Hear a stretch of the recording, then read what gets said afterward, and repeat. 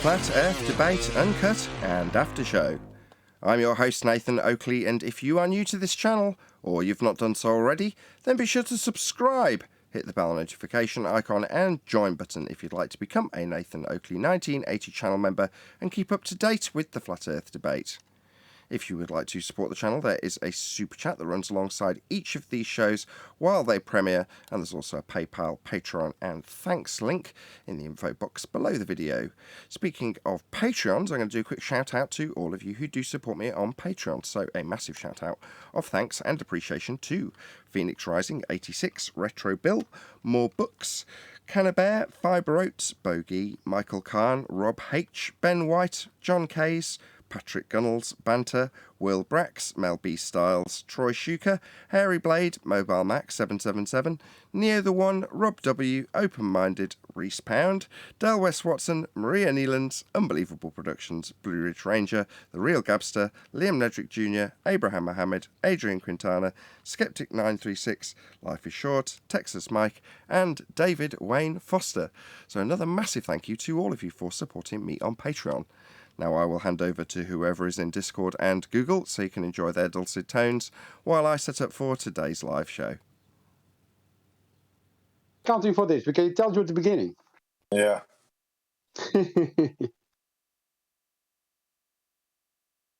You're 100% right. It literally tells us. Good morning, Nathan. Morning. I agree. Hello. Morning, Neil, and everyone else. We can't see you. We can only always just see Nathan's face. We don't know who's on the panel. Hello.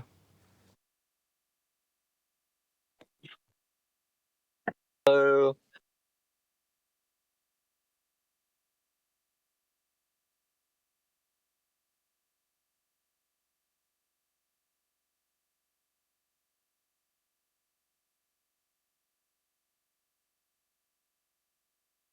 But you are 100% right, George.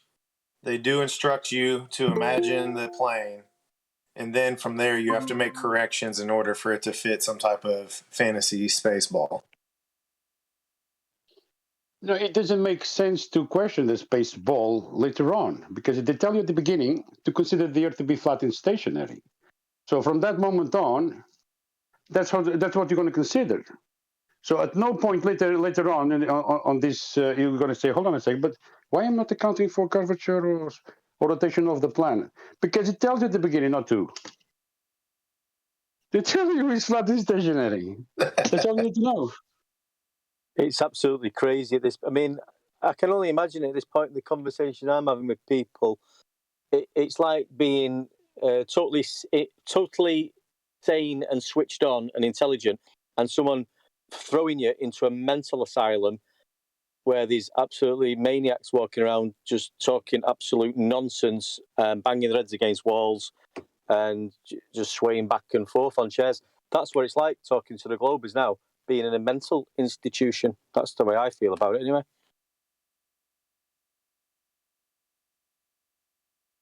Well, that's the next step, 100%. right?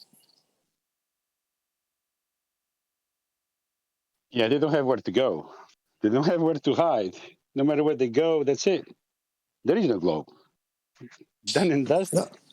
No, what I find funny is they fight against it so hard. Like, what's the big deal? It's not a spinning water ball.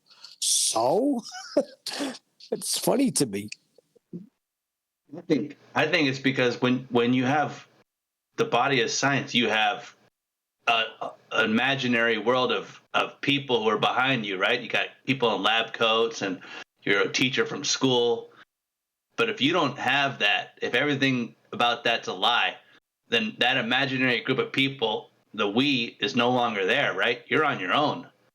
And that's a scary place for these people, you know? That's a scary place for anybody that comes to terms with the fact that they've been lied to, right? But Well, you maintain that lie, you have that group of people behind you.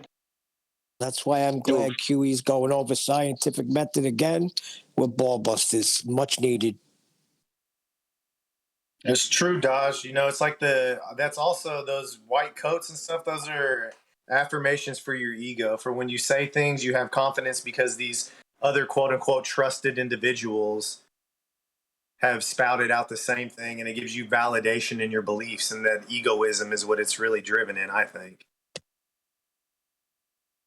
Yeah, I mean, how many times do they say we? It's been proven. We proved. It's like, who's we again? Yeah, they always say we, don't they? We all know the Earth is a sphere. But it measures to be flat. The globe is flat. It was measured like that. The globe is flat, and the Greeks all knew that. They Yeah, by the measured way, when is the angles. next poem coming out?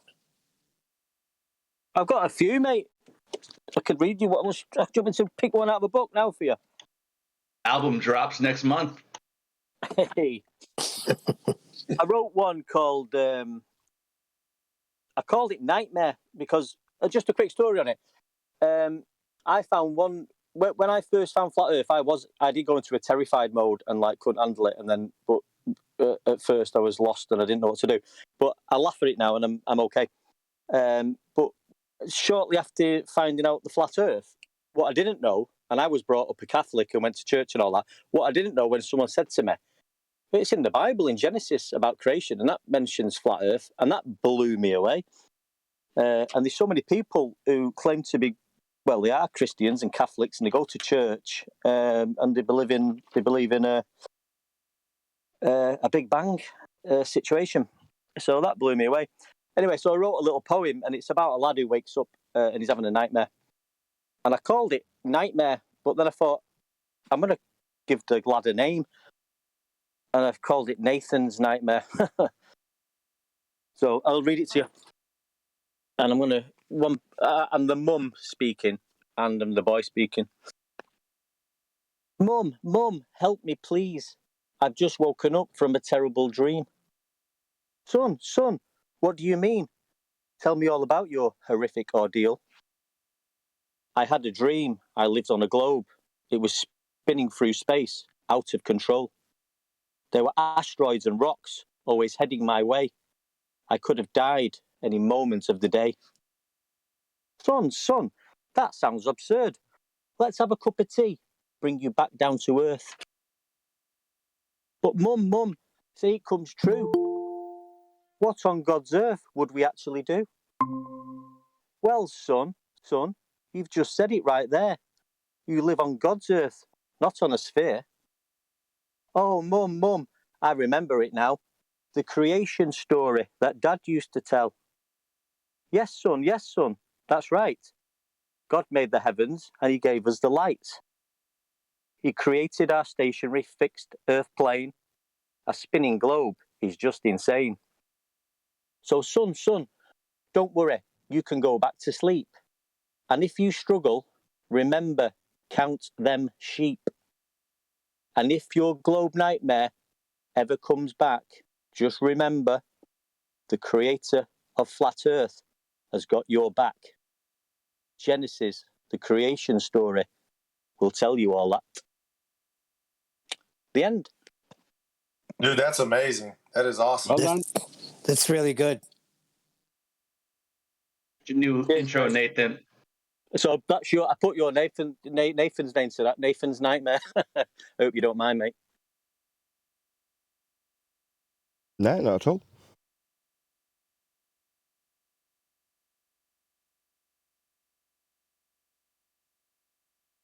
Very good. Thank you. It honestly needs some music backing it up, though. Not gonna lie. Yeah. I was thinking of doing a rap one, like a Cypress Hill type. Awesome. Have you got another one? I got a few, yeah. Let's have a look. I've got one called The Fall of Newton.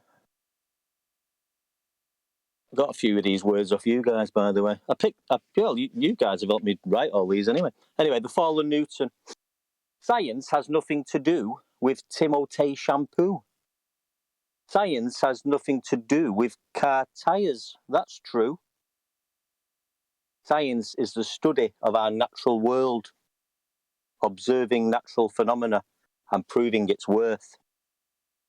Now let's take Newton, the apple and tree, and check how gravity was proven to be scientifically. Okay, we know the apple fell through the air, but to presuppose gravity, that wouldn't be fair. Why else would an apple fall through the air? Relative density is another option, to be fair. Now let's test the apple falling into a pool. Is gravity still pulling? No, it's not, you fool. This is the relative density rule. The density of water makes the apple float. The scientific method, take note. The end. I like that one. I like that one. Very good. And again, yeah, learned that off you guys, because, you know, you've got a scientific, well, it's not all the scientific method, but you can't just presume it was gravity, which they've done. You've got to put it through its tests, haven't you, and manipulate things and test it, and that was never done with gravity. Yeah. I think I've read a few. I've read Jump in the Gun, Anna. Jump in the Gun. You've had that one. Have you had Jump in the Gun? Yeah.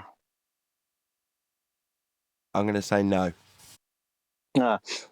Jump in the gun. Stop jumping the gun and skipping past angles. That's going to create you a big sextant tangle. The horizon is not a physical location. Just read the books and try to be patient.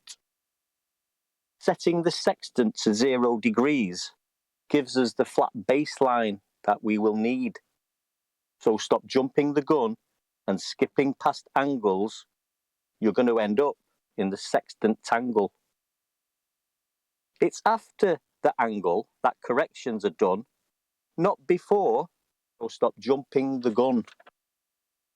Dip is corrected after the angle to give us what we need, the 90 triangle. So stop jumping the gun and skipping past angles. You're going to end up in the sextant tangle. So please stop chanting all your lies. The angle comes first. Surprise, surprise. If there's just one place you don't want to be, it's in the sextant web. Mr. Tenth has nicely weaved. So stop jumping the gun and skipping past angles, or you're going to end up in the sextant tangle. The end. Very good. Yeah, I think I heard that, but this Fair. sounds great. Have you got another one? Good job.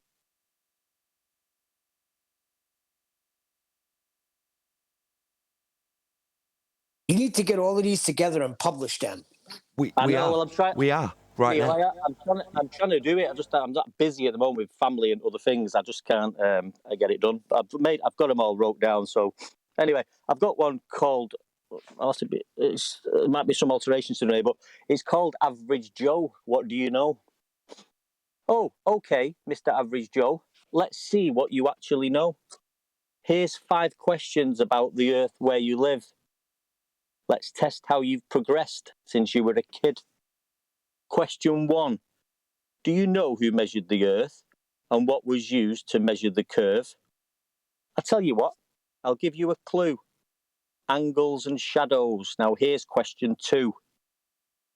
If gas is pulled to Earth in the shape of a sphere, then why in God's name do helium balloons disappear? Question 3 is regarding your eyes. What's the shape of the Earth have to do with the skies? Question 4 is about the sun.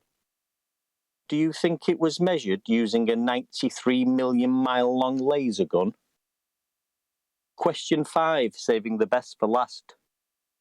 Why are you holding on to the lies of your past?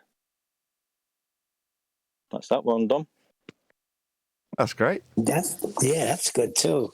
I heard what you said, Nathan. They are being published right now. You're right. Is there any more? Yeah. Was that the last one? I'm just having a look now. Yeah, that's the last one. I've got another one sort of in my mind, and I've read the other ones to you, which is the dingleberry. Yeah, dang dingleberry. Let's have the Think you had that dingleberry one? again. We didn't have it today, did we? Oh, no. Oh, dingleberry, dingleberry, what are you doing there? Oh, dingleberry, dingleberry, just hanging in the air. Oh, dingleberry, dingleberry, the angle doesn't care. Oh, dingleberry, dingleberry, curved angles are somewhat rare. Oh, dingleberry, dingleberry, your dying day has come. Oh, dingleberry, dingleberry, all we need is a flat horizon, angle, and a GP that's plumb. Oh, dingleberry, dingleberry, flat earth navigation has won. That was the Awesome. dingleberry. Yeah. And then we got the old classic, the globe is flat. we know that. I might turn that into a rap. The globe is flat. It was measured like that. The globe is flat. The Greeks all knew that. Yeah. So I might just do that. Get a bit of beats going on it on my turntables. Let's have that I one think you again. could even go. That was the very first one you read, wasn't it? Let's have that Yeah, to the round it out. globe- I think that was probably my favourite. But yeah, that was the first one. That. Yeah, but there you go. Anyway, the globe Can is you read flat, it out for us dying now? day. You didn't read that one today, right? No. Can you read it for The us globe now? is flat. Yeah. The globe is flat. It was measured like that. The globe is flat. The Greeks all knew that. They measured angles using sticks and shadows. The globe must be flat for horizontal shadows. That geezer, Al-Biruni, he knew the globe was flat. He went and measured the height of a mountain like that. And when I was a sailor navigating the sea, the surface of the ocean appeared very flat to me. Triangulation on the surface of Earth, all achievable without one single use of a curve. That one. That's the globe is flat one. Perfect. So now you've published them once this comes out. Nice one. I might just do like I was just looking at some software to do like an ebook. You can do ebooks, can't you? It's just I haven't got time at the moment, so I'm mad busy. But yeah, I was going to do an ebook like that. And put some pictures and little references to where the globe is flat. You can search how the globe was measured, and it'll tell you. Eratosthenes measured it using angles, so it'll just get someone maybe to look at that in a simplified way, and then it might just start them thinking and get the ball rolling a bit for them. I'll trim it out. I'll call it Flat Earth Poetry or something to that effect, unless you can think of a better title. Yeah, Flat Earth Poetry, yeah.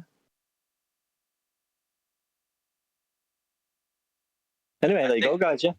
Thank you very much for doing that. Yeah, thanks for allowing me to read them out. I love them. I love all of them.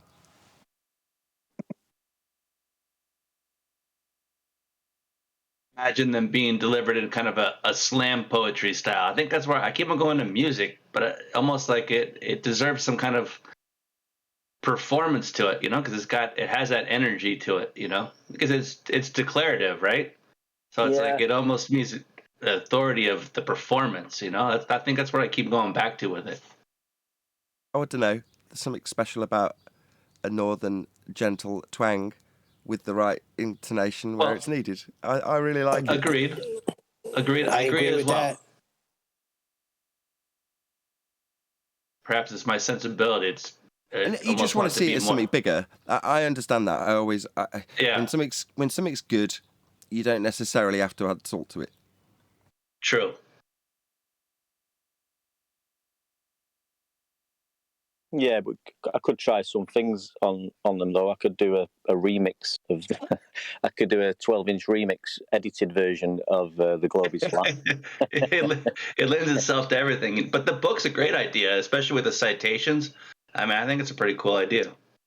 Yeah, I was thinking page 1, just have a little picture of Eratosthenes and what he actually did in a little word, and then on the page adjacent to it, The Globe is Flat, and then you turn over, you get the next poem with where you can find some information on the dingleberry, and and explain that in a brief way so that people go and research it then and work out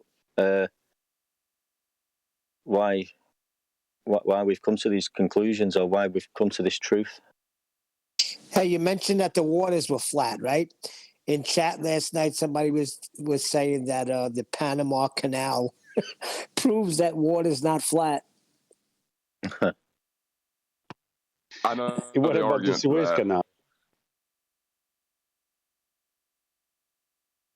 I've just had some dude telling me butane and protein have got a downward bias and they never expand into the. They never expand anyway. They just sit in pools on the floor, apparently. Yeah, well, that's just a retard. John, you're arguing about that? Yeah, if the oceans were flat, then they would be at the same level, but the Panama Canal had to be lowered from one ocean to the other. Therefore, I shit you not, that's the argument. It's actually the contrary, isn't it? It's moving the boats uphill through a string of canals and then downhill again to the ocean level on the other side. That's correct. Yeah, it's done with fresh water, too. Hi, guys. Hi, Nathan. Hello, whoever that was. Hey, mate.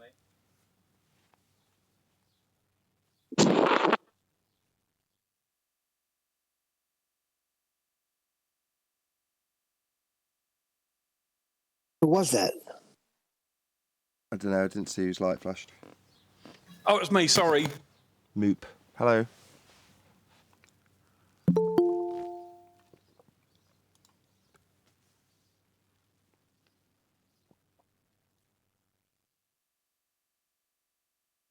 Oh, I was just going to say, Nathan, I gave you a Twitter last night. I was involved. There was a picture of, I don't know if you saw it or not. I was having a chat with, I was being silly again, having too much talk with ballers.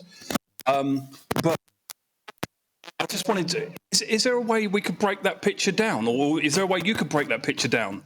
Because I really don't get it. What picture? It's actually in the main chat if you go up as well. Of this, I retweeted. I put you in the tweet. I hope you didn't mind. Sorry. Your mic's horrible. Are you twisting your cable as you're moving? What picture? I don't know what you're talking about.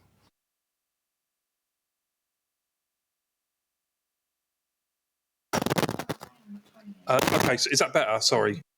Not at all, but it's okay. What picture?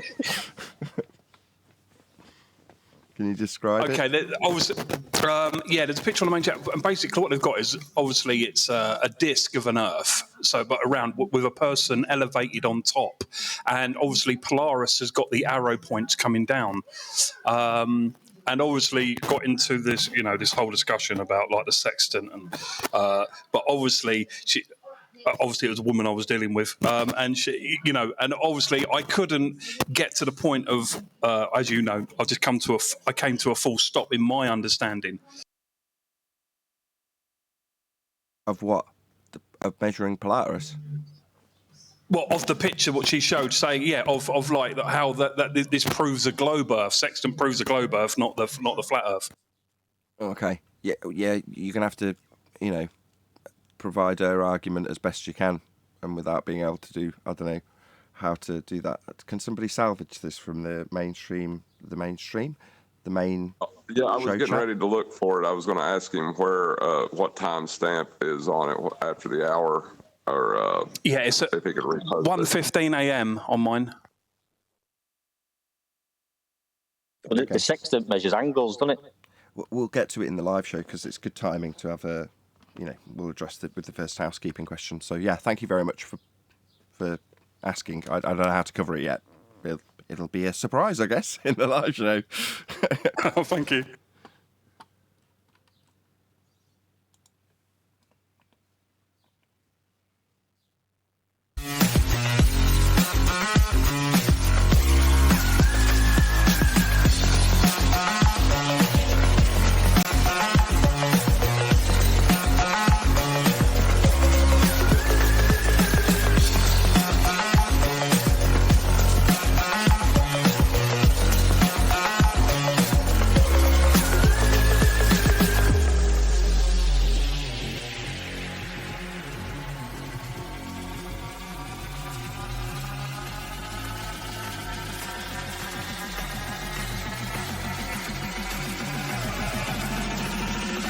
Welcome to Flat Earth Debate Live. I'm your host, Nathan Oakley, and if you are new to this channel, or you've not done so already, then be sure to subscribe, hit the bell notification icon, and join button if you'd like to become a Nathan Oakley 1980 channel member and keep up to date with the Flat Earth Debate. If you would like to support the channel, there is a super chat that runs alongside each of these shows while they are live, and there's also a PayPal, Patreon and crypto link in the info box below the video. They've also added a thanks button, so if you want to thank the support or whatever you want to call it for the show after the fact, you can now click that button. So wonderful stuff. I turned it on this morning, so hit the thanks button if you want to thank me for producing the show after the show's been produced. But most importantly, if you'd like to join the discussion, simply mute the page you are currently watching, then click the link in the info box below this video to join the panel and express your views on the nature of Earth. If you do join, please don't swear. If you do, you'll be ejected, and if you are, please don't try to rejoin the stream using sock accounts. You'll be warmly welcome back on the next stream. Please also share the show on social media. Sharing the show obviously increases the live audience, but this in turn increases the chances of a more diverse panel, so please share the show on Facebook and Twitter. Now, we are joined by Neil, Refracted Curvature, 10th Man, Eli, Brian's Logic, and a whole bunch of people in Discord. So welcome one and all. Ew, what's going on today? Good morning. Hi. Hey, good afternoon. Good afternoon. Is there any evidence that you can acquire an elevation angle from a curved baseline? Is that a no? Evidence as in someone has attempted to do that. I haven't seen anyone attempt to do that. I haven't read anything about anyone doing that specifically. No evidence of it. You don't need more. Yeah, there'll never be any evidence because it can't be done. Well, there was an assertion. Hello. Hello, Armin. To some degree, that it was being claimed that it could only be done on a curved surface. That's what the impression I got from the pre-show. That was my attempt to lead you into it all. You're all so keen. Oh, we're waiting for Moot. I'd sorry. like for him to repost that image. Because Where did they post it? I posted it in the main chat. It's timestamped at 1:50. I don't look at the main chat. Okay, someone in G+, has it been reposted somewhere I can get to it, like in Skype, or can someone screen share it? I'm having trouble finding it in Discord. I was hoping he could repost it. Can you repost it in main chat, and one of the guys in G+ will grab it and we'll stick it up? In the meantime, we'll go through a few more housekeeping questions. So, any evidence of a physical geometric sphere-edge horizon formerly known as the curve of the Earth? Well, I can see it in the CGI, and it's not CGI, but I can see it in the special effects in the Blake 7 series. Have you ever watched that?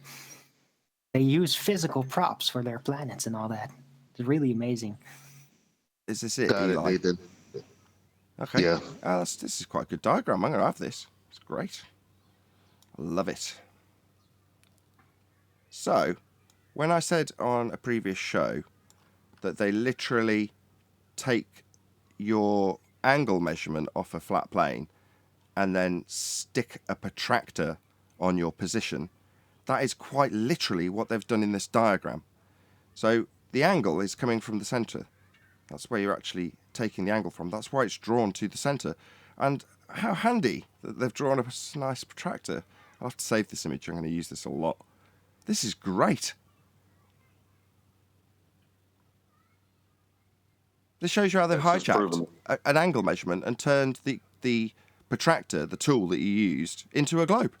That's what this diagram does. This is absolutely epic. What's your name again? Moop. Thank you very much for passing this on. I love it. My pleasure. So this is how they say that it works with Polaris. Just to answer your question, rather than elating on this nice diagram I'll be using a lot, none of them work. If you look, every single point that they've got on this globe hasn't got an angle measured from it. It's got a straight line drawn out along it. Now, they call those tangent planes. But in essence, every single man shows how they can't get an angle measurement off the curved ground they think is the globe, actually a protractor. You know what I mean? They're showing you how it can't be done with every line at the feet of the men that they've got on this diagram. That's what I was going to say. There's a bunch of tangent points there. None of these angles are coming from the curve, Moop.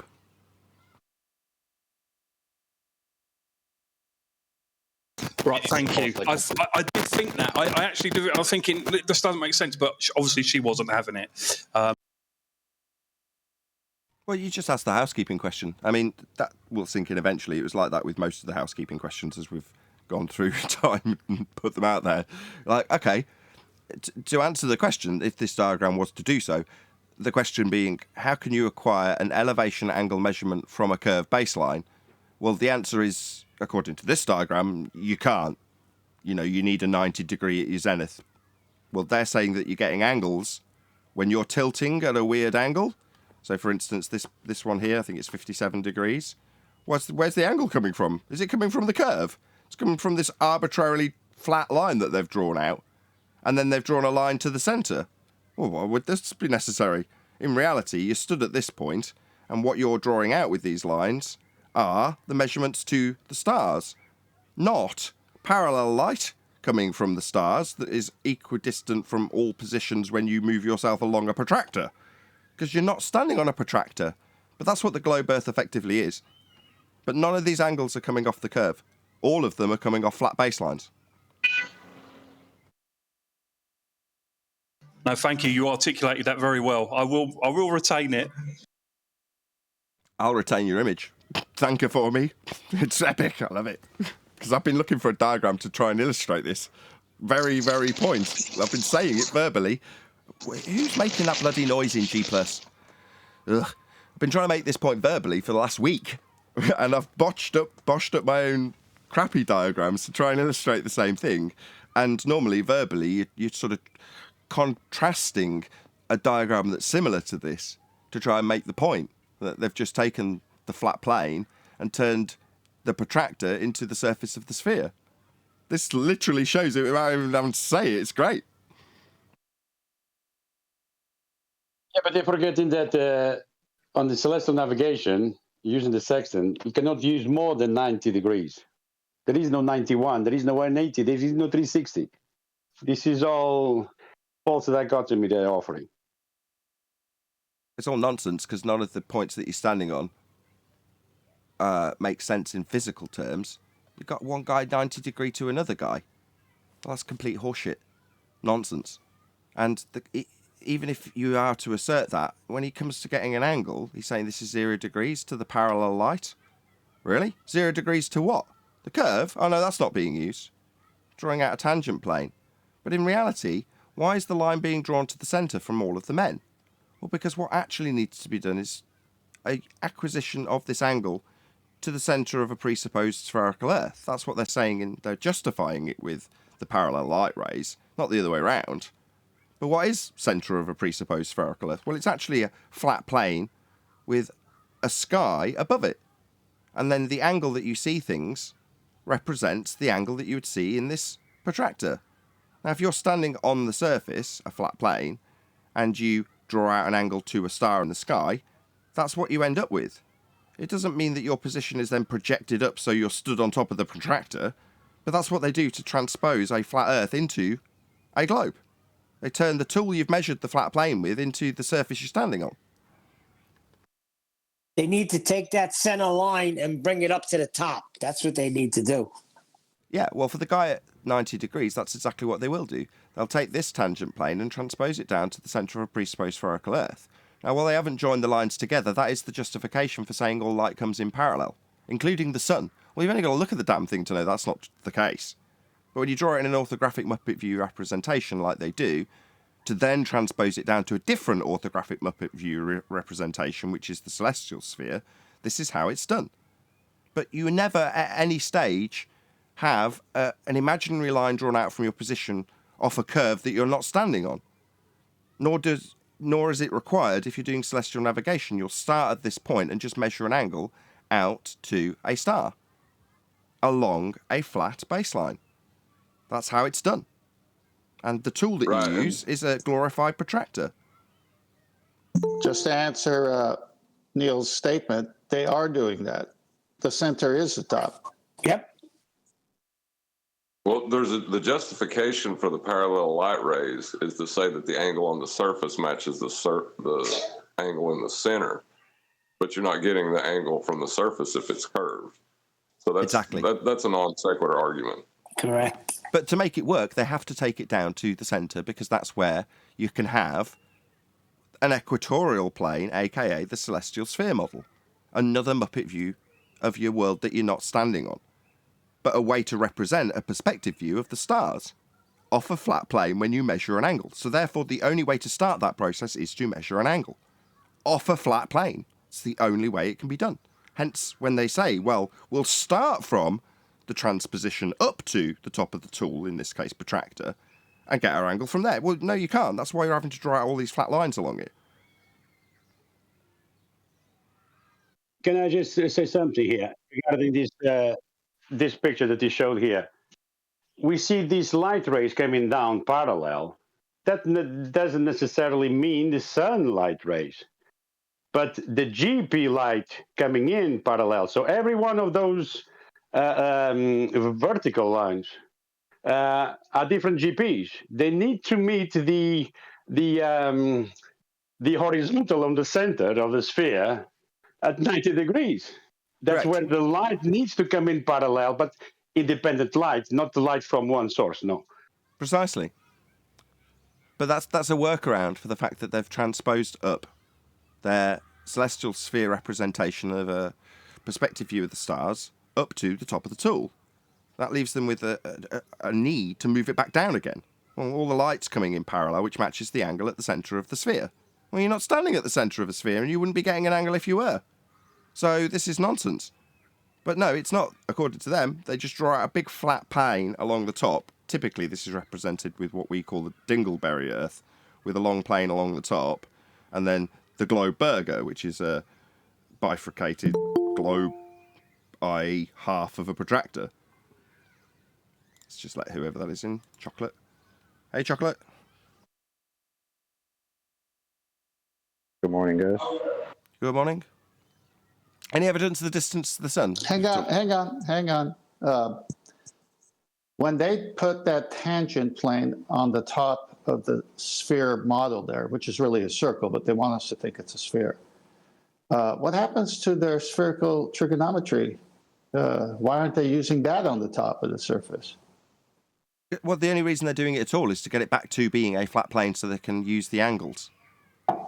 I understand. I'm just saying in the pictures, and I can't do it today because I'm on the road, but when you see them show spherical triangles, they emanate at the top of a curved earth, a ball earth, and yet here in this orthographic view, the top of the ball earth is not showing us a curved spherical triangle, it's showing a tangent plane. Right, is this, according to the person that presented this to you, Moop, was this claiming to be a representation of angle measurements to Polaris? It was. She was saying that basically that's how this is how a sextant proves a globe Earth. This is how a sextant proves a globe Earth when none of the angles are coming off the curved surface. But the measurement itself in every single instance to Polaris requires measurements off a plane to get them.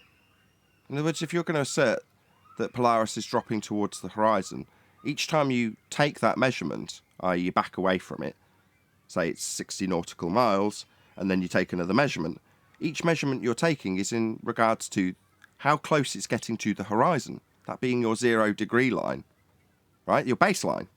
So it's dropping towards the horizon. Well, again, in this representation, if it's claimed to be a globe Earth representation of some form, where's the geometric horizon that these lights are dropping towards for each of these individuals? All they seem to have is tangent planes drawn out. They're not geometric horizon points, as you would have on globe Earth, when they claim their geometry. Those seem to be absent.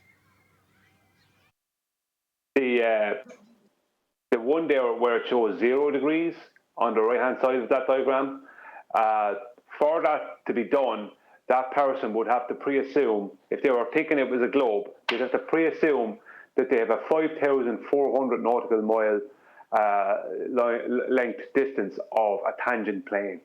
So they have to pre-assume that they have a 5,400 mile flat Earth to even get that. Sure, but at 0 degrees, that puts that star for this position in globe Earth rhetoric at the horizon, correct? For the guy at 90 degrees on the side, hanging off the side of a protractor, right? That puts the Polaris position on the horizon, doesn't it? Yeah. Yeah. Does this line at 0 degrees represent a geometric globe Earth horizon or not? I'll answer, no, it does not. This is not a globe Earth horizon. This is a straight line sat on top of a sphere, tangent to the point that the person's standing on, as opposed to tangent to their line of view, which would put the geometric horizon down here somewhere, with a straight line to it on no Atmo day. Why isn't that in this diagram? We're talking about where Polaris sits in relation to the horizon, yet according to this diagram, this globe Earth believer has got a guy stood on the side of a globe Earth, actually a protractor, with a straight flat line to Polaris. Okay, so that's the horizon then. So this horizon for this guy on a protractor isn't a globe Earth horizon either. It's at 90 degrees to his position. It's flat to his position. So Polaris meets the horizon. Now that's sod all to do with the globe Earth horizon. It's resoundingly absent from this diagram. This is a complete cluster screw if you want to claim that this is somehow a globe Earth win. You've got to be kidding. What this is a hijack of a phenomenon. The phenomenon is that we observe the apparent angular drop of celestial bodies towards the horizon. And that's all it is. All it is a hijacking of that. So somebody standing at the equator will see Polaris at kind of more or less 0 degrees. And that's the phenomenon. That requires, to take an angle of any kind, you requires a flat baseline. So for that man that is a MUP that was presented this, as soon as a tangent plane enters into the equation, that is an admittance that this process cannot be done on a curved surface. That means that they are officially, whether they like it or not, relinquishing a globe and all their claims. So it's like you claiming the Earth is flat and showing someone a globe. It's as ridiculous as that, because they're claiming it's a globe and they're showing you a flat Earth. So as soon as they bring a tangent plane into it, that's the end of the argument. It's over. Yeah, Nathan did say that. Yeah. Locally flat. Well, that's what I opened with, but yeah, good summary, Brian. Okay, can we move on? Any evidence of the distance to the sun? It's over there. Can I ask a fast question before you go to the sun? Yeah, you can do what you like. When was it established, like celestial navigation? Like, how did it come about? If Temp knows, because he's the one reading all the books.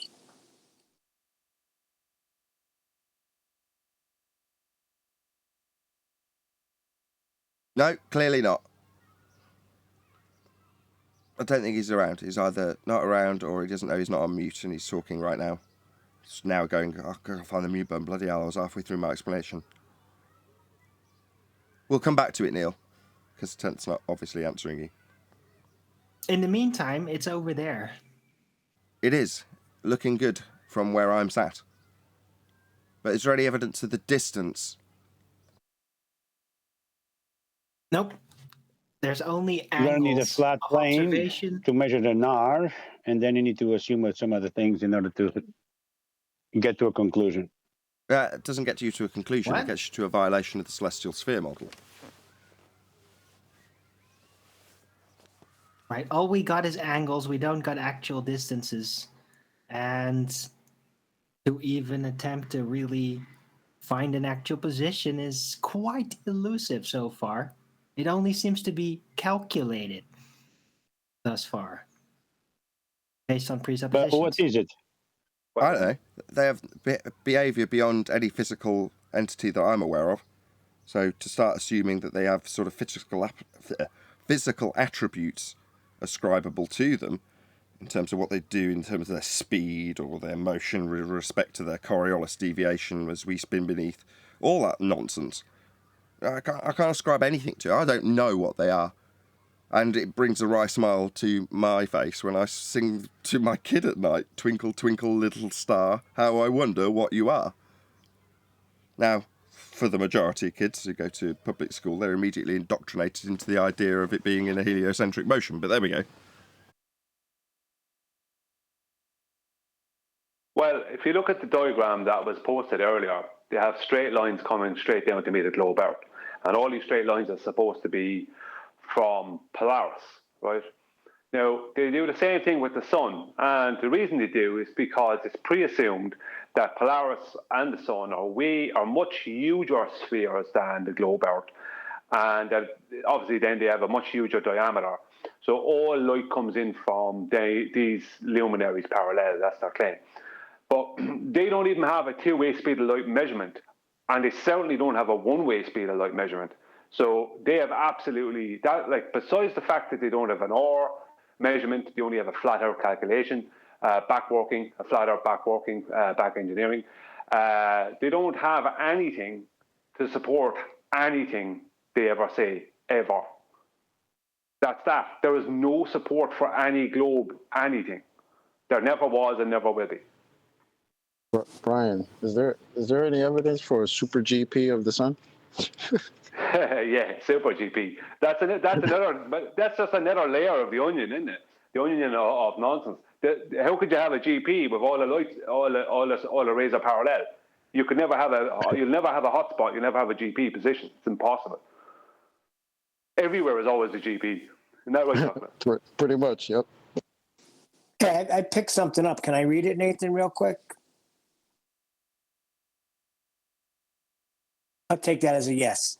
Modern celestial navigation. The celestial line of position concept was discovered in 1837 by Thomas Hubbard Sumner, when after one observation he computed and plotted his longitude at more than one trial latitude in his vicinity, and noticed that the positions lay along a line. Anybody break that down?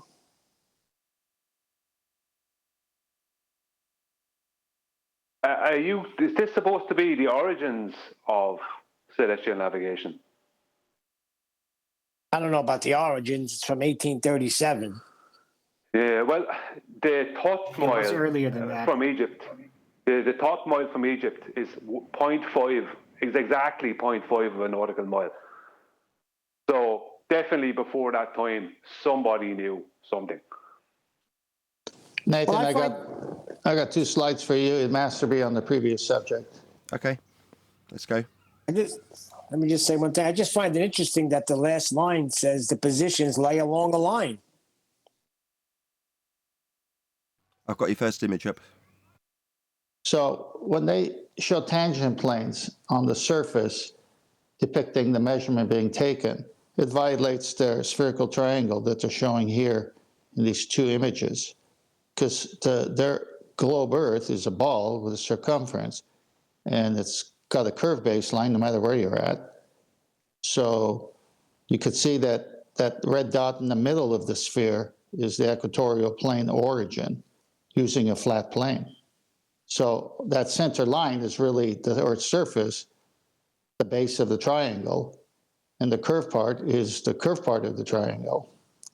And this is a trick because you can't have, they have to have spherical trig on that curved part. And it's just the curved part of the protractor.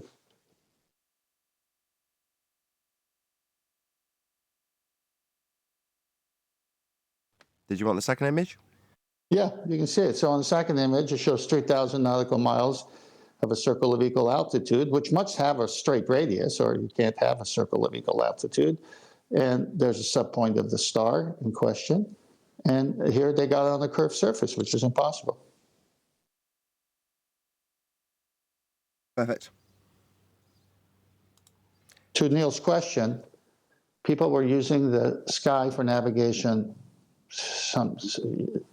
You can go thousands of years before Christ because they would use their hand, their fingers, their arms, the strings with knots in it to designate degrees that they thought above the horizon.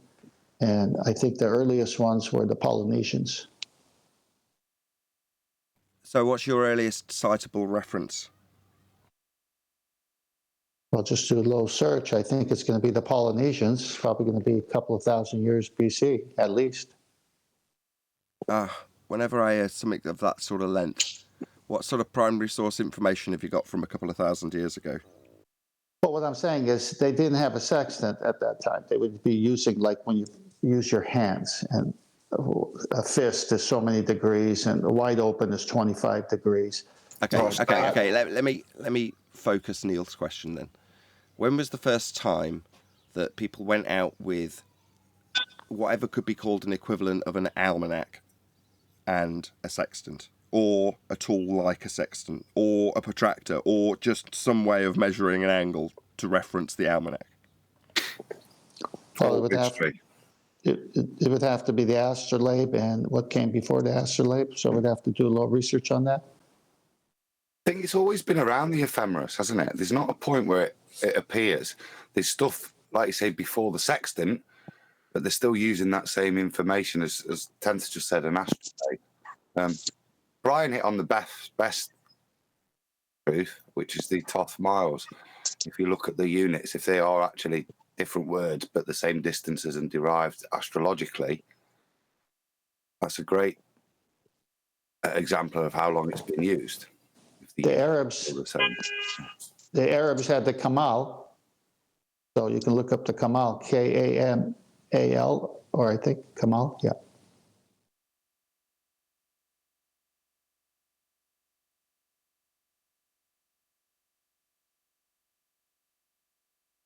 I think Ptolemy has the oldest sky map.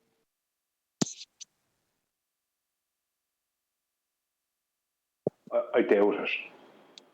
I'd say that's definitely deeper before Ptolemy. So are we waiting for that sky to change? Like, is that going to happen anytime soon? Or it's changing all the time. We're traveling millions of miles per hour through the universe. No, the sky hasn't changed because, like I said, I bought a book on where the stars are between the years 2000 to 2050. And when I called the source to find out how they know where the stars are going to be in 2050 when it's 2021 or 2020 when I bought the book, he says, well, we know where they are thousands of years in the past and thousands of years in the future. We just can't put it in a small enough book.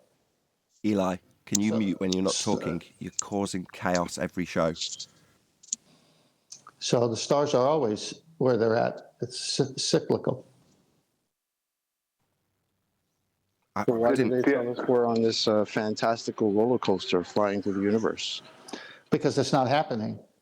We're not flying through that's cool. That's a good question, actually, or it raises a good question. How do they get around that in that regard? So it would imply, with the motion of heliocentrism around the great attractor and the solar system and such, and the Earth itself in that model, that there'd be, as Chocolate's implying, some changes. But typically, whenever I've looked, I haven't at this specific aspect at heliocentrism, they've normally got some sort of answer, as we well know, right? They've always got an answer for it, even if it's a bad one or it defies the model in the first instance. What would be their explanation for this? Why isn't there any changes? Why is it so cyclical? Well, they have an answer directly related to Polaris. In 26,000 years, we'll see a change. Anyone going to be around? Oh, they just extend the timeline. So within our lifetime, we'd never see any. Even though we're rushing at mad speeds, the vastness of it all means that in time terms, that means we won't notice anything for a very long time. Okay, that's their explanation. Fair enough.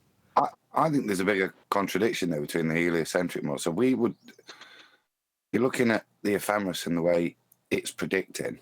This thing is a big circle, and it will repeat. And there's the precessional wobble, but that's going to go back.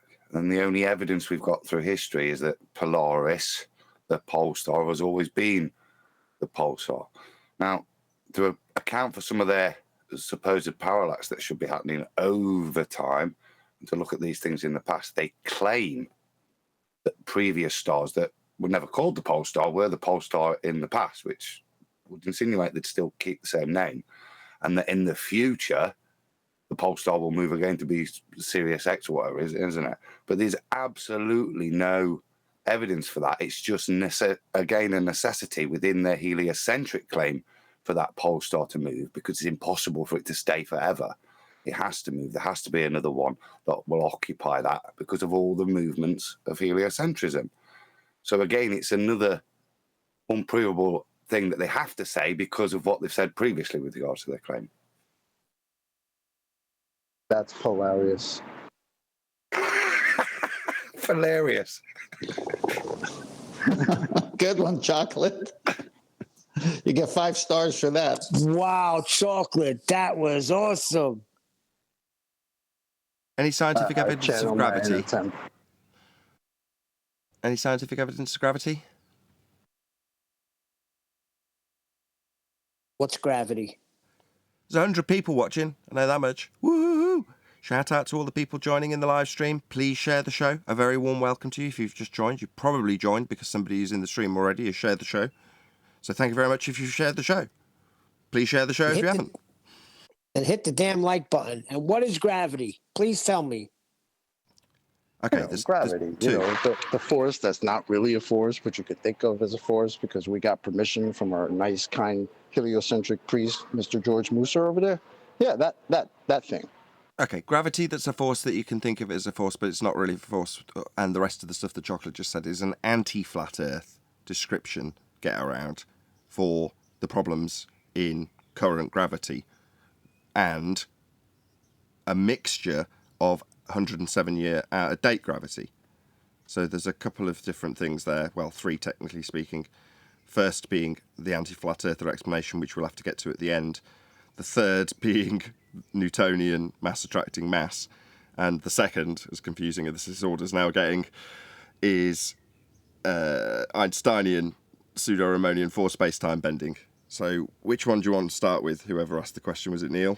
And who's got this presented? Because presumably you want to show this pop bottle parlour trick. I sent this to Tony earlier, and as you brought it up, gravity. Now, yeah, it's just things going down. It's about 20 seconds. Is that all right?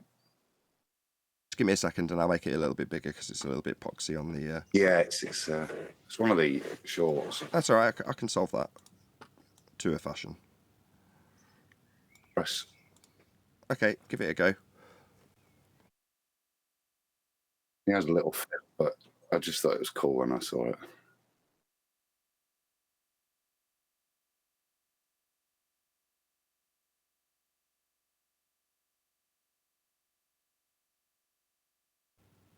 Okay, is that it? Yep, just things falling down. Okay. Because... Where is this force at play here? All I see is density and buoyancy and how powerful an effect it is. Look at that. All that water's at the bottom, and because they're so light, they've forced their way through. Just a good example of the forces that are at play, not ones that don't even appear in the equation here. And then in the case of the way they'd work it out, buoyancy, they put G in, don't they? Put it in, take it back out to claim it's been in there. There is Would displacement be a better word than buoyancy? Yeah, I use the word buoyancy on purpose. That's what they call it, to force a G in and then take it back out. Well, buoyancy is decaying displacement. I mean, they just hijack buoyancy. Buoyancy is Archimedes' principle from long before anti-gravity. Okay. Yes, you're right. But when it's mathematically defined, it's defined with G. That's the bottom line, isn't it? Yeah. Well, can you answer for me then, Nathan, what speed a helium balloon goes down in Mercury? No, because that's not qualifiable in terms of their description of buoyancy. It works with Archimedes' principle, not with their buoyancy. I realise. I'm just saying it's got a G in it if you go and look at what buoyancy is and you try and qualify it. Well, that is what it is. I can't help it if it's been hijacked. But is there any remnants left with the word? Yeah, you could argue it, but you're onto a loser in my opinion. And I think it was Anthony Riley that originally pointed this out to me. because I was doing something similar, but out of context, unlike Adam, who correctly qualified it as being their argument and their use of that word. Whereas when I used to say, oh, no, it don't matter. And I remember thinking, well, Morgile uses it in that context, and it's the right context, right? Thinking and arguing like you're trying to argue now. But then you go and look it up, and I think, as I say, I'm pretty sure, shout out to Anthony for this, credit to where it's due. He was like, well, just look it up. Let's see what you come up with. And time again, it's intrinsically linked to gravity. This is buoyancy, by the way, in case anyone's losing track of what we're talking about. Nathan? I know that. I know what you've just said. I know all those things. You just and I know you know. My point being. And I know you know. I know you know. Well, I want to ask you a question. So they got G in there. Is G a reference to gravity? Yeah. Okay. Now, what is the current definition of gravity? The bending of pseudo-Riemannian force space-time as a result of the uneven distribution of mass. Uh-oh. So G is a non-force. It's an effect, correct? Well, that's the wrong G in buoyancy. Wrong G. Well, hold on. See, there's big G and little G. If we're going to argue the point as if gravity does exist, then you're just going to run into them saying that you can mathematically change Einsteinian gravity into Newtonian. Oh, hold on. Did nobody watch QE's show yesterday? Hold on. Let's just have a quick straw poll. Who watched QE's show yesterday? I did. Oops. Was that on last night? Not only was it on, it covered this very subject. He was talking about CV boys. Yeah. But if you're detailing something happening, why get into arguing about what buoyancy is when displacement's the same thing you want to say? Displacement doesn't give enough information. This is a rarity. So relative density is more all-encompassing in terms of what's actually occurring. Yeah, you're detailing the phenomenon. Well, relative density is density and buoyancy, but without the assumption of gravity as a direct backdrop cause for it. And without note of the medium. Well, without note of the medium, more specific, and that's what it is specific to. Yeah. But can I point out when they say that the Archimedes principle, I mean that the Archimedes had the gravity in it and with buoyancy, but Archimedes was like way before. It was. That's correct. Sorry, I was way before. I'm getting an echo somehow. So can I point out the irony or something? You can once we get the timeline established. So, right. So it was established between 287 and 212 BC, and when did gravity come into play? 1966. I mean, no, 1666. Sorry. No, because that's not when it was introduced in the G that we're talking about now. So again, back to go and watch QE's show. If you haven't watched QE's show from yesterday, he's only been back with his computer functioning for a couple of weeks now. But it's the most recent open panel show on Quantum Eraser YouTube channel. And he goes through precisely this, the mathematics of big G, little g, and the insertion of it by CV boys after the fact. So the original description did not have G in there. Yeah, they hijacked G from 1896, which is CV boys, and they brought it back in time and tried to claim it was part of Cavendish and other things like that, and tried to claim it had some relevance or connection to Newton without saying that he had anything to do with it. They're just taking timelines and messing around with them. What did CV boys do? He calculated an apparent drop rate of objects pre-assumed to be in a vacuum. Okay. That's what he did. Okay, just for the audience's benefit. An acceleration. Sorry. I just want to clarify for the audience what we're now talking about, because there's several gravities that have been talked about, and I want the audience to keep track. So this is falsely called Newtonian gravity. That's what Brian's currently detailing. Please don't lose track of where you are, Brian, because I want you to continue. But what we're trying to get across is this is falsely ascribed to Newton, and actually CV boys, Reverend John Michel, and, as Brian's probably going to go into now, Cavendish gravity. That's what we're currently detailing in actual fact. Carry on, Brian. I'm sorry to cut you off. I just want to keep everyone on track. I linked up a QE live show in the chat. for anybody who wants to know. Thank you, Arwin. Brilliant. No, Nathan, you do that whenever you need to do it, because I tend to be a bit vague sometimes. No, what they did is they tried to claim that Cavendish somehow measured G and also M, and anyone who actually goes and reads his papers will see, and we have citation from someone who's an accredited person from a university, a man called Lawrence Hodges, who states, no, Cavendish never did this. It was claimed that he did. He never did this. The G that he was supposed to have calculated or measured within what he did back in, I can't remember the date, but when Cavendish did what he did, but it was the late 1700s. But that didn't happen until 1896. A man called Charles Vernon Boys, he calculated an acceleration of objects within a pre-assumed vacuum. His 9.8 M2 is a calculation of a drop rate and acceleration. So he just calculates and details an acceleration. That's all he does. He's not, like, I mean, there is no, that calculation, I think that calculation is, I'm not sure if that, I was going to say something there, but I'm not sure of it. Wasn't this what Adam detailed earlier, inserting it to then take it out again? Well, I'm just trying to think about how it worked. I'm trying to think. See, acceleration, the detailing of an acceleration it's not detailing a force. It's not measuring a force. He calculated an acceleration, nothing to do with a force. Just on Archimedes, Brian, in terms of that, just to show it's here, look, this is Archimedes.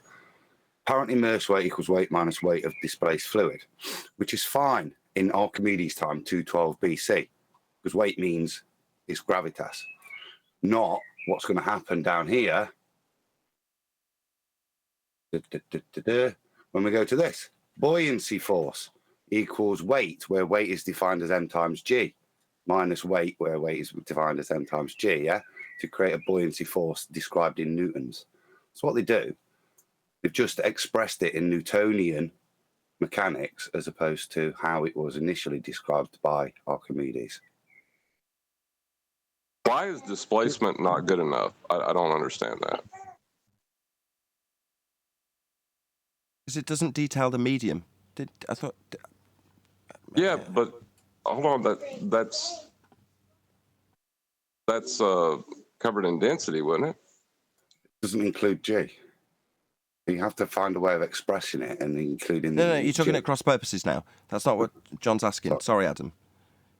You're saying, what's wrong with just saying displacement, right? Just us, saying density and displacement. Because you have to say density and buoyancy. I'll just say density and displacement, because density covers the medium, doesn't it?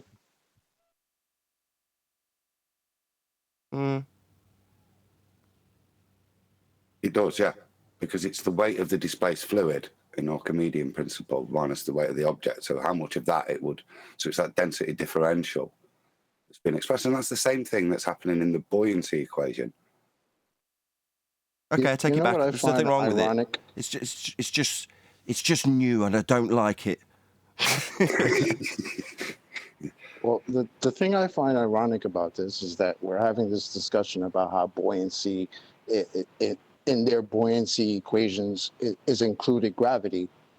Well, I find that kind of funny, because the only time you really hear about buoyancy is when they're coming up with an excuse as to why gravity is not doing what it's supposed to be doing, whatever the hell it is, right? So when a Glover says something is floating or the helium balloon's going up, oh, it's buoyant. Well, why are you saying it's buoyant? Because it's not going down the way you say gravity is supposed to make it? But then gravity is included in that equation? Is that not ridiculous? It's going by the columns of gas formula, right? So it's assuming it's all pushing down, and then the lower density gases get pushed up by the rest of the gas pushing down. That's what they suggest.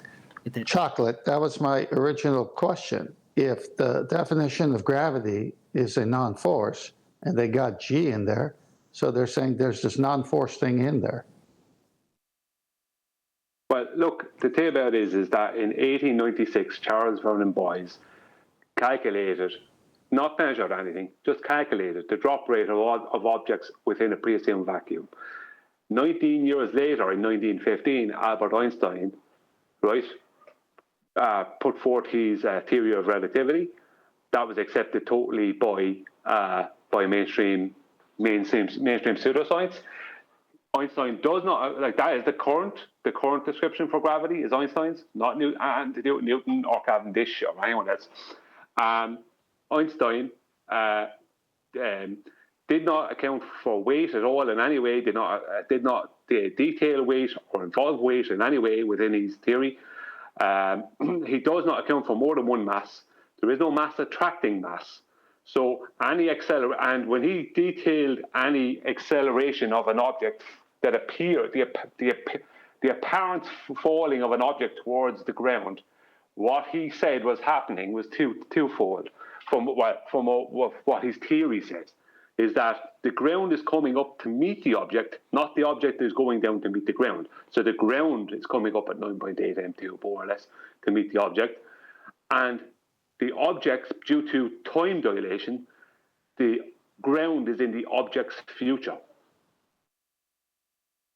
That's insanity. That's the bunch of nonsense. Yeah, that's what's current. And gravitons are to come. That's the third version.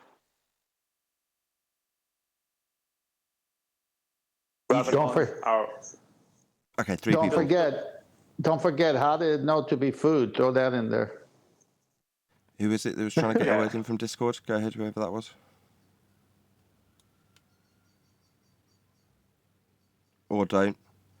I'll just repeat the question that we asked right at the beginning, just because that tends to get lost in the weeds. Any scientific evidence of gravity? No. I'll be a no. Negative. But on QE's show yesterday, Betty was comparing like how temperature, how we can understand that when it's hot, the temperature goes up. We can understand that, but she was saying what is gravity? What's the number they put on that? How do we feel that? That's it. It's just a number, isn't it? As we demonstrated there in the talking about buoyancy and stuff. There's evidence for it mathematically, but that's it. All you ever see is it's stuck in equations to claim it's there, but there's no scientific evidence for it. Perfect. It's just an apple, wasn't it? Go on, Wandek. Off a tree. I was just saying it was the apple, wasn't it, falling off the tree? That's all it was, the fall of Newton. I've got a little poem about that if you want to hear it. Yeah, I do. All right, it's called The Fall of Newton. Science has nothing to do with Timotei shampoo. Science has nothing to do with car tyres. That's true. Science has nothing to do with Scooby-Doo. Science is the study of our natural world, observing natural phenomena and proving its worth. Now let's take Newton, the apple and the tree, and check how gravity was proven to be scientifically. Okay, we know the apple fell through the air, but to presuppose gravity, that would not be fair. Why else would an apple fall through the air? Relative density is another option, to be fair. Now let's test the apple falling into a pool. Is gravity still pulling? No, it's not, you fool. This is the relative density rule. The scientific method. Take note. The density of water made the apple float. So yeah, it wasn't proven scientifically. It's just an apple fell off a tree and landed on the ground. Yeah, it's a good job he wasn't sat with a brew, eh? I wonder why that steam goes up. Obviously, there's a force of up. I love the rhymes, brother. Mad respect for that. In the pre-show, we were privileged enough to listen to Wandek recite all of his poems that he's got to date on Flat Earth. So I'll trim those out and call it Flat Earth poetry when I get a chance. And look out for that. Any single viable hypothesis from any of the fields of astronomy, cosmology, or astrophysics? Not yet. Not yet. That sounds Not like you're ever. hopeful that it'll come soon. Well, they could do it, but they're not doing it, though. That would How could they probably do be it? getting too real. Check it out. How Neil's could they all do over it? it. Go on, Arwin. Carry on. Or was that it? No, that was it. It's just they Right. could do it. They're not doing it because it would get too real for them. But do they not have a They would whole have division? to leave their medium, their fictional medium. Do they not have a whole division dedicated to this, though? The university door and science above it. I just want to know what kind of science they did on the rover, with the rover that they sent to some asteroid. I mean, Special is that space not science. cool? Yeah, man. I mean, come on. 2022. We should that should be a normal thing at this point, since we've already done it. I tried getting first-hand commentary from Bruce Willis, but he wouldn't respond. Bruce Willis.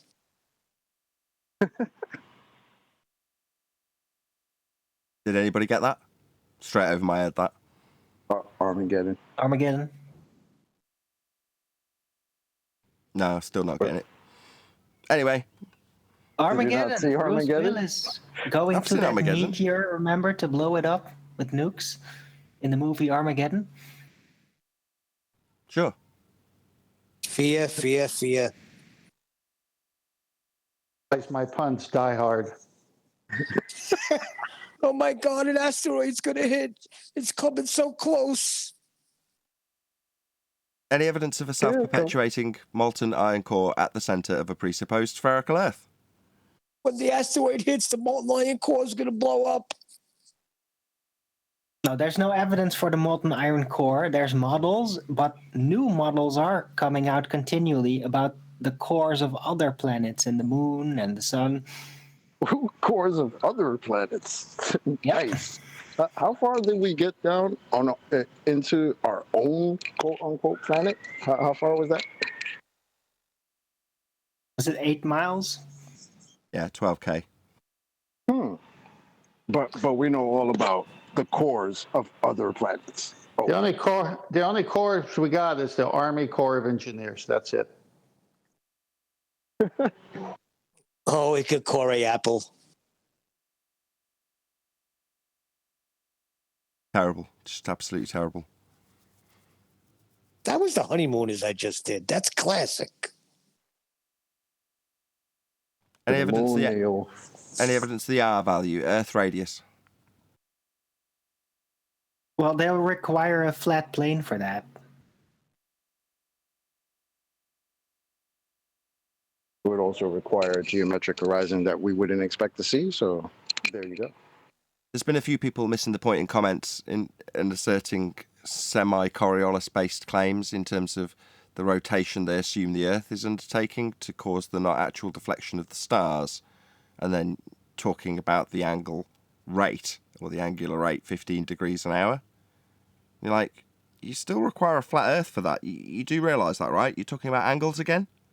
But they don't seem to get it yet. I mean, it really is taking quite a long time for it to sink in. I mean, obviously, I laugh and welcome them to flat Earth and all, and explain how they're going to need a flat Earth for that.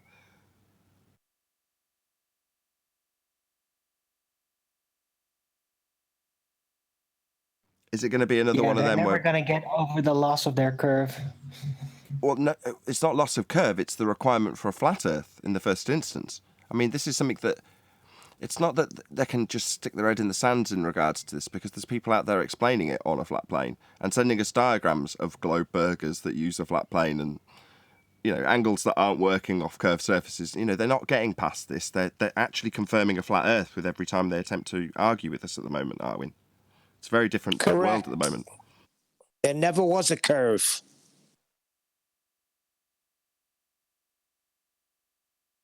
That's why they never got over it. Get it? Over the curve? They never Very good. They got over the curve. Very good, Arvin. If they had an R value of 3959, and sometimes they say 3963, but very close, then you would see curvature based on observer height no more than as we have in the Black Swan. since we don't see curvature where it's supposed to be, the horizon is supposed to be Earth curve, and it moves, and we see it behind objects 10, 20, 30 miles, and it's behind that, it can't be an R that's real. So why did they come up with that R? Could it be because they needed to match the sun and shadows and how the sun every 24-hour repeats itself? Why that number? I mean, it doesn't work anyway, but why that number? Yeah, but why on the beach? What about when you look to the left and to the right and behind you? If you're on a sphere, shouldn't it be the same all the way around? Well, that's another part of it, but I'm saying they gave us a number. The number has definite, how can I put it, extents to it. It can be no more than at 1 foot, 1.2 miles, but it's further. So that number is wrong. But why that number?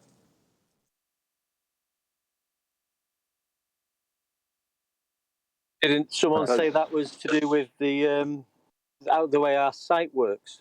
Did you say that on the show the other week, guys, or something like that? It was interesting.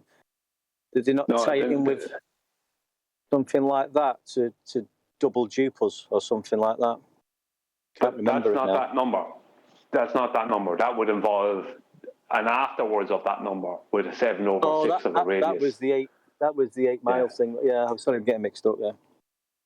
Yeah, because the 1.22 miles geometric horizon from a 1 foot observation height, that comes from flat Earth elevation angles to Polaris, because that's what it has to be for their globe to be a particular size, and it has to be that particular size for it to match what we see in the heavens. Because they couldn't claim it's a globe and then it not match what happens in the heavens. That's why any globe supporter who's really a fan of globe and globe stuff will always end up looking up into the sky, because that is the only way they can make the Earth fit what they believe it to be. If you know what I mean, they have to believe the sky is. They have to believe that they're on a globe because it fits what we see in the sky. Now, on that, Brian, sun, 15 degrees an hour, 24 of those, that's related somehow, is what I'm saying. Well, yeah, because they have to fit what they see. Like the globe has to fit the sky. So it's all related, because the globe has to fit the sky. So the sun, the stars, the moon, everything has to fit the globe. So they work the globe, they back engineer the globe basically from angles to the sky. Okay, let's move on. So now a circle, a two-dimensional object, say a disk. Sun, 24 hours, repeats itself. That's 24 hour, 15 degrees, perfect. Repeats itself on the flat plane. The sexagesimal Babylonian system of 360. Yeah. It's awesome when you think about it. It's sideways. Well, yeah, I mean, the globe has to fit what we see in the sky. It has to fit that. And it does, because they took flat Earth elevation angles to Polaris. That was the beginning of their globe. Perfect. With that, I'm going to say, if you are watching this on either Nathan Oakley 1980 or Nathan Oakley Premiering streams, then stay tuned, as there will be an after show to follow. Unfortunately, if you are watching this live, this is where we bid you farewell. So, a huge, massive, enormous thank you to all of you who smashed the super chat, liked, commented, shared, subscribed, joined as a Nathan Oakley 1980 channel member, smashed the thanks button, and all that good stuff. Another massive thank you to today's Discord and G+ panels for making today's live show possible. Once again, stay tuned if you're watching on either premiering stream. I've been Nathan Oakley, and I will see you all in the next video.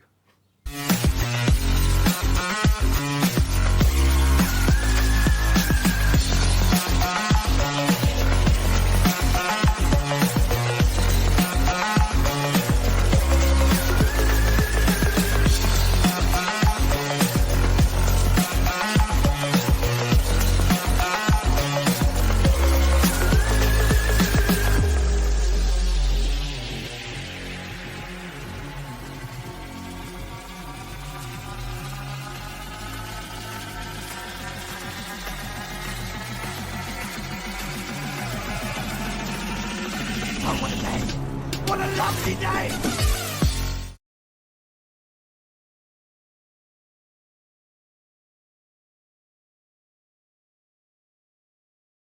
Their own position. I like I when missed that shit. I like when it first came out how they said the best you've done was debunk the radius, not even thinking about what they're saying, just shooting out of their mouth. We should have that lyric in that song. I think it's Steely Dan. Ricky, don't lose that number. It's the perfect time for it. Yeah. How dare you strawman us with our own radius? Like, how you sound, man? Like, go get help. Chocolate, he's complaining because you threw him a curveball.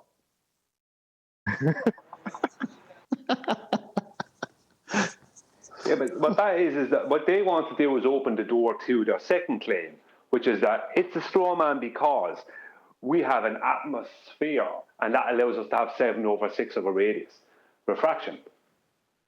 And that's the next part. You know what I mean? So it's a straw man because we're not adding in their atmosphere, which is the second part of a begging question fallacy. Right, but Brian, they got to have the radius first before that. Yeah, but we don't understand that you can't see physical geometry, that everything is always refracted at a rate of 7/6 of a radius. Yeah, but then they can't get it. They can't get the value. Excuse me, silly flat earthers. We have an atmosphere. Therefore, how could we ever see the geometric horizon? Silly flat Well, how do you explain when I see a white You can swan see it and from I see outer the hump space over? because there's a vacuum there. Someone from Discord was saying something there. Yeah, but how do you explain when I see other pictures and I see the hump in front of the oil rigs? No, that's literally so completely ignoring the parallel with the actual Black Swan Karl Popper analogy, right? So if you say all swans are white, that would be to say that all horizons are geometric. They're all a physical hill getting in the way. That's the comparison to a white swan. So you're saying, look, I show you a horizon, white swan, and say it's a physical limitation, a hill in the way. Okay. Well, all I need to show you is that it's not a physical hill in the way. And I only need to show you that once. Because it only needs to be a non-physical thing once for it to never be a physical thing again. It doesn't suddenly materialize as physical again after you've shown it is non-physical. It's beyond its geometric, that would be physical, Earth measurement, Earth measured as physical, its geometric constraints as a globe. So I only need one black swan to debunk the assertion that the horizon's a physical geometric limitation, aka hill, in the way. If you're saying, once I show you that all swans aren't white, here's a black one, but what about all these white ones? No, what about all the ones that you used to say were physical? We've shown it isn't physical now. So it doesn't matter how many times you show it me and go, look, it matches with my maths. It's not a physical place. You've even... Globers, not you, you're just representing it, Alberica. But the Globers tell us how non-physical it is when they use the word refraction. I don't understand why they don't get that. And I got this one today because we were actually talking about the black swan today. And his response was, "You act like no white swans exist." Yeah. Back to what Nathan just said. After that response, that I told him, "Well, this is just to determine that your physical edge was debunked." Yeah, and then they turn around and they're... Sorry, Nick. I was going to say, them just asking you, well, what about when the horizon's in front of the oil rig? Well, why don't we use the correct terms? What about when the Earth curve is in front of the oil rig? Exactly. So you just conceded that your Earth curve moves around all over the place? What's wrong with you? That's exactly my response to him. So you're saying what? The Earth changes shape? Crazy. Chocolate, because it's a white swan, black swan, that one flew over their heads. The ever-changing size of the globe. Oh yeah, but the thing about it is that when you ask them, well, what's your explanation for this? And you show them the black swan photograph. They just say, or if it's mentioned to them by anyone, they just hand wave it away. It's just refraction. It's like, yeah, so not geometric then, not a physical location, not physical. You know, it's like they don't, it's so simple. Yet over 2 years, 2.5 years, they still haven't got it. So not a hill. Not a physical location. Yeah, not a hill getting in the way then. Right. As soon as they say refraction, they're talking about optics. Solid things don't refract. Like, what are you talking about, man? Even when they mention horizon, they're talking optics. Exactly. So ask them what's the definition of a horizon? A horizon is not a physical place you go to where the sky and ground meet. I used to have fun asking Danny, can I get to the horizon? Like, Yeah, so yeah, but after that statement, that's the end of the globe Earth claim. You understand that, right? Yep. They don't. That's the problem. Because they say it is. They say it is a physical obstruction to your view called Earth curve. Well, they're discussing Earth curve, not her optical horizon. So not Earth curve. Yeah, exactly. And they still don't get it. Come on, there's got to be a Glober in here that gets it. Come on, Glober. That's a contradiction in terms now, isn't it? If you say there's got to be a Glober in here that gets it, no, the moment they understand it, they're not Globers anymore. That's why I'm saying that purposely.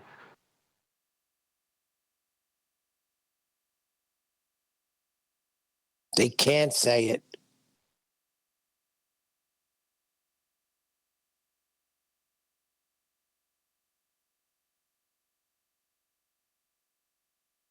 Well, it's a radius killer argument.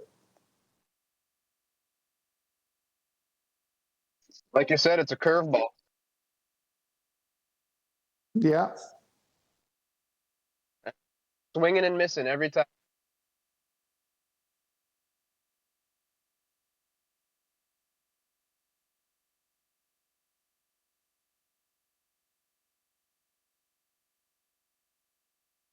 All right, then. I don't know why that killed the conversation. Because the sinker was coming next?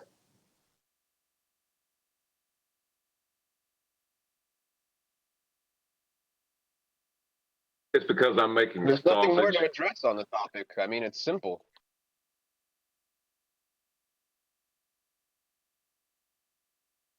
I'll just change my pitch of tone. How's that?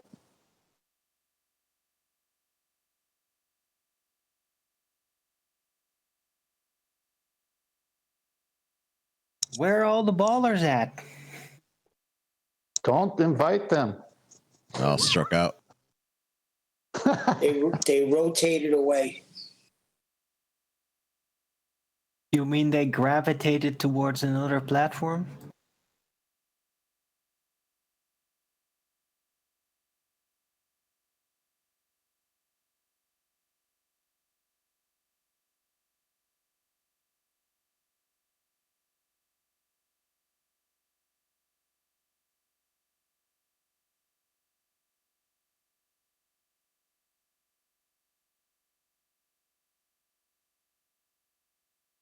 Oh, right. Well, looks like this show's not going to be a very long after show. Moment of Everyone's silence. trying to look for a globe. punt to come with. No, it's a moment of silence for the But death yeah, of that's the a globe. moment of silence.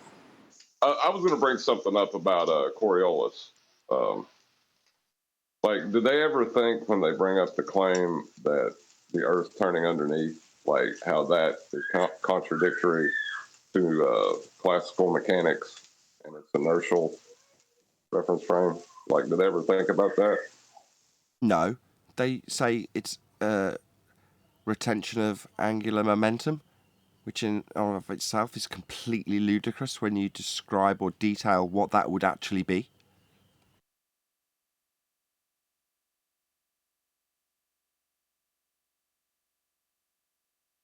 Right, and that's why I like to say in response, conservation of stationary momentum. They don't actually claim angular momentum, Nathan. The anti-flat earthers don't. They claim the conservation of linear momentum. That's why I always ask them which momentum they're claiming. And they don't want to answer it. And I made a comment with any of them. Because they're claiming the conservation of linear momentum. Because it's a linear miles per hour rate that they're trying to claim around each latitude with their non-globiolis, not Coriolis. So they're not even claiming the correct momentum for a rotating body. Not hillbilly These are blue not balls, the the redneck momentum you're retard. looking for. Not hillbilly blue balls, the redneck retard. He said it's the conservation of angular momentum. So does fight the tight shirt. It's the gaffe of all time, and then in the same breath, deny the inertial reference frame. It's the dumb fuck gaffe of all time.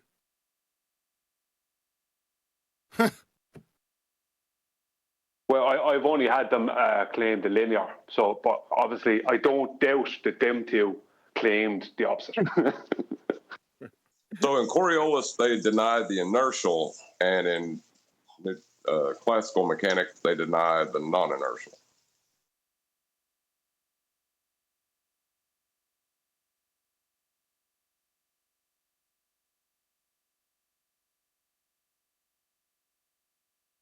Is there any model in which they don't deny anything? Is there a model? Good point.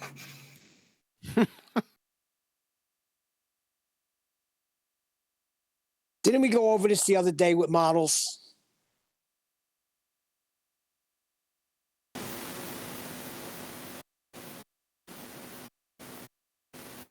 Right.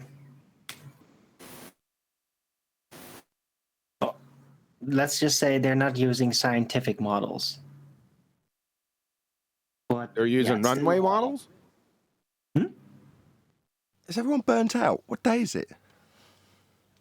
Wednesday, and it's warm. Good show yesterday, QE. I was going to say that. Very good show. Back to old times, huh? Yeah, you're on form. That's always the way when you come back after a bit of a break. I know it's not your first show back, but the first show is tentative. You're like, oh, is it all going to work? But you were back on form, so yeah, good stuff. I shouted you out in the live show. Not that you'd know, you're probably in bed.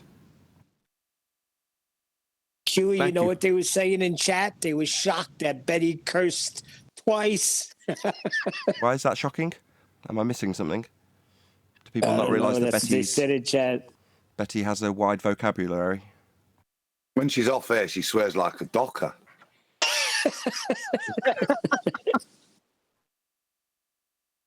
That's not true. I was shocked. I never heard it swear like that. Shocked me.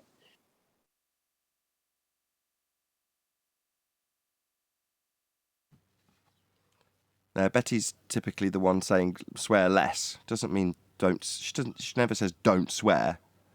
She says swear less. Right, save it up for special occasions. The funny thing was, it was when she was breaking down that gravity equation. That's how frustrated it got her. Gravity gets people down, Neil. Yeah, you ain't Hey, kidding. Kiwi, I got a bone to pick with you. Bone to pick with who? With Kiwi. Oh, that's right. You can take that tone with him. You said you were going to do the gravity, fairy tale gravity in Ballbusters on Saturday. And I somehow I didn't get a notification you put it out yesterday. Gravity and Ballbusters? I never said that. I thought I heard you say that in 24/7. You were going to do the fairy tale gravity open panel on Friday. Yeah, Yeah, that's QE. QE Now you live. owe him. Ballbusters is science. You owe him now. I'm sorry. You owe me bone. Bone? Bone.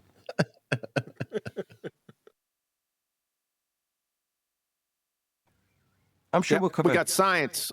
We got science coming on Saturday. Nice. Let's go. Yep. And I'm sure we'll have some gravity in there. Because gravity is definitely science. That's not science. You better not show up there.